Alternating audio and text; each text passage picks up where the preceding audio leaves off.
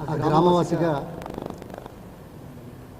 చరిత్ర, స్ఫూర్తి ఒక చెప్పుకోవాల్సిన అవసరం ఈరోజు వారి కార్యకలాపాలకు నివాళులు అర్పించడం మరొకటి. ఆ స్ఫూర్తితో ముందడుగు వేయడానికి చేసే చర్యలు చేపట్టాల్సిన అవసరం. సామ్రాజ్యవాదులకు వ్యతిరేకంగా ఈ ప్రాంతవాసులకు ఆదర్శంగా నిలిచిన వ్యక్తి సర్దార్ సర్వేపల్లి. అదేవిధంగా పీడనకు, దోపిడీకి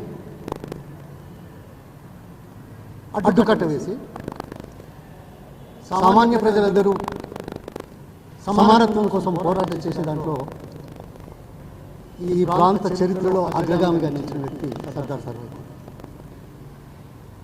వారి విగ్రహం మొట్టమొదటిసారిగా లండన్ మ్యూజియంలో ఉన్న ఆయన పటాన్ని తీసుకొని దాని ద్వారా 1998 జనవరిలో మా గ్రామంలో నేను స్వయంగా విగ్రహం ఏర్పాటు చేసే అవకాశం నాకు లభించినందుకు సంతోషపడుతున్నాను, గౌరవపడుతున్నాను, స్ఫూర్తిదాయకంగా మిగిలిపోతుందని చూస్తున్నాను.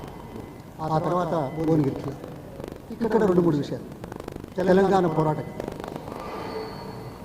ఎవరు సమ్మక్క సారలమ్మ కాకతీయుల రాజ్యాధికారం మీద పోరాటం చేస్తారు.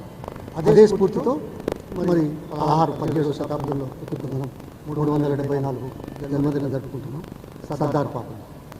ఆ తర్వాత దొడ్డి కొమురయ్య, సాకలి ఐలమ్మ. ఇది తెలంగాణ చరిత్ర. సర్దార్ పాపన్న చరిత్రే తెలంగాణ సాధనకు ఉపయోగపడింది దాంట్లో సందేహం లేనేలేదు. అందుకు ప్రొఫెసర్ జయశంకర్ గారు ముందుపడ్డాం.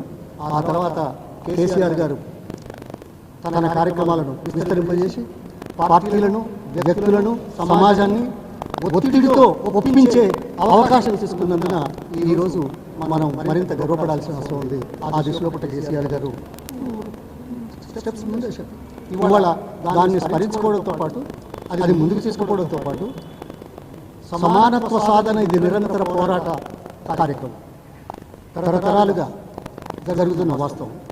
కానీ సమానత్వ సాధన లోపల అలసత్వం ఉండకూడదు అని గుర్తు చేసుకోవడానికి, ముందడుగు వేయడానికి, తద్వారా ప్రజల్ని చైతన్యపరచడానికి చేసే కార్యక్రమాలు మరి నిర్వామంగా చేయాల్సిన అవసరం గుర్తుకొస్తుంది.